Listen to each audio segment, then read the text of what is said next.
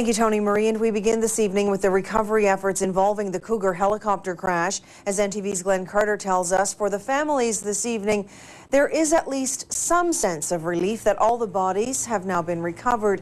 Glen Carter joins us live. Glen? Well, thank you, Lynn. They are indeed all ashore. 16 bodies have now been recovered from the sunken wreckage of that Cougar helicopter. 7 more bodies arrived early this morning aboard the Atlantic Osprey in St. John's. Well, the recovery of all the human remains from the crash site now enables investigators to concentrate on the helicopter itself.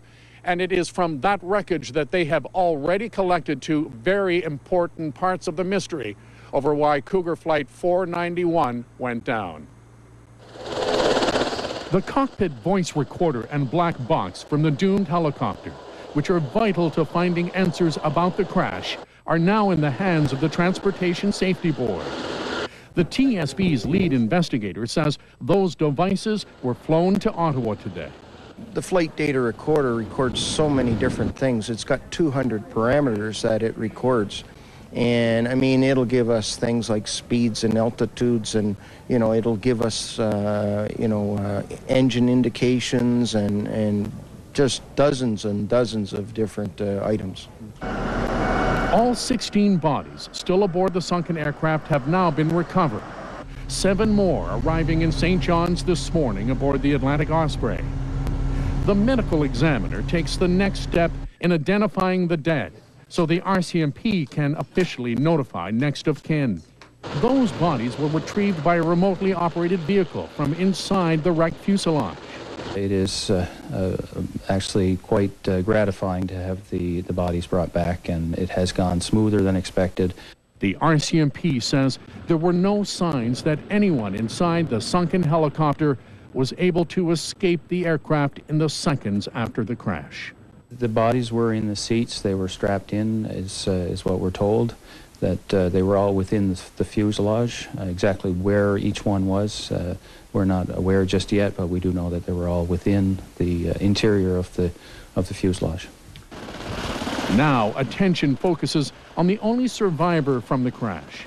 The RCMP still waiting to speak with Robert Decker. He is still recovering in hospital. The wreckage of the doomed aircraft is also critical. Today, the Atlantic Osprey returned to the crash site to begin the process of raising the Cougar aircraft. We'll start lifting wreckage. We have a basket that's been constructed again by the Husky folks. The ROVs will go down and basically piece by piece, they'll take the wreckage, put it into the basket, and then that'll be hoisted up to the deck. Well, behind me tonight, the historic Basilica, which is scheduled tomorrow night to play a very important part in a community's need to collectively grieve the losses aboard Cougar Flight 491. A memorial service is scheduled to begin here at 7 o'clock tomorrow night. Now scheduled to take part, to be here, Prime Minister Stephen Harper, Premier Danny Williams, Lieutenant Governor John Crosbie also scheduled to attend, as is the Federal Defense Minister Peter MacKay. That memorial service scheduled to begin here at 7 o'clock tomorrow night. Hundreds expected to attend. NTV will be broadcasting the event as it happens live at 7 o'clock tomorrow night. I'm Glen Carter live at the Basilica. Fred, it's back to you. NTV's Glen Carter reporting for us live this evening. We'll check back in with you in just a little while. Still with our top story this evening, residents of Fortune and surrounding communities on the Burin Peninsula are still reeling from the news of Thursday's tragic crash as they try to deal with the loss of 2 men from that area, Birch Nash and Wade Brake. Here's NTV's Ross Tilley. The cloud of disbelief that has hovered over the community of Fortune since last Thursday is slowly lifting, as friends and family of Birch Nash and Wade Drake turn to reflecting on the lives of their loved ones. Yeah, I can remember Birch Nash as a student of Fortune Collegiate back in the late 70s, and he graduated actually in 1981. As a student, he was quite good academically, having come from a family that really put a value on education. He was an exceptional athlete, very, very well-liked student, respected by all, both students and teachers.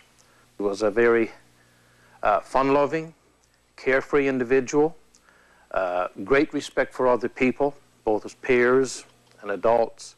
Wade Drake grew up in Lord's Cove in a family of 9 children. Melinda and Pat Lundrigan remember Wade quite well. I knew him right through from probably grade 4 up to level 3 when he graduated. Excellent soccer player. He was involved with the basketball team, the floor hockey team. Track and field was another one. He was really good at track and field as well. But he was a likable person, very personable. I don't think I've ever heard anybody make a negative remark about Wade. It's always been positive, anything that anyone had to say. Everybody liked him. People who knew him liked him. Wade, well, he lived next door, you can say, to it, just a few places up. I knew his mom quite well and his dad, and he'd just come to the house all the time. He was a happy fellow. He always joked. He had a big smile on his face. He was just plain happy. Residents of Fortune say closure to this tragedy will only come by recovery of the victims' bodies, along with answers as to what caused this fatal crash. Reporting from Fortune, Ross Tilley for NTV News. And today, residents in Central are being given an opportunity to send their condolences to the families who lost loved ones in the helicopter crash. NTV's Colleen Lewis has that story. The Cougar helicopter crash has had a devastating impact right across this province. Now, none of the deceased were from Central, but it doesn't mean that people here aren't mourning. In fact, at this local funeral home in Glen, Falls-Windsor, the owner has decided that he's going to find a way for people to pass on their condolences to the families. Sunset Funeral Homes is making 17 copies of this book, and Cougar Helicopters is forwarding to the families of the crash victims. Terry Green says he wanted to come up with a way to support the families ever since he heard of the accident. It's been on my mind ever since we heard of the tragic experience, and you know, just wondering exactly what you can do for the families, and you know, wondering if there was somebody from this direct area itself that was affected. I mean, losing a loved one is a very difficult thing to experience, and you know, with 17 lives lost, I can't even imagine what the families are actually experiencing.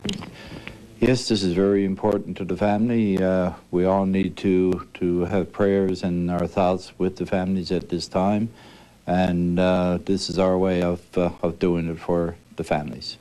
On Tuesday morning, the first people signed the book, and Mr. Green is hoping there will be hundreds more. Well, when he first called me, I thought it was a great idea, something that all Newfoundlanders really in their hearts are feeling, that we need to remember the people that was involved in the crash. And the book will be available to the public at Sunset Funeral Homes throughout most of Wednesday.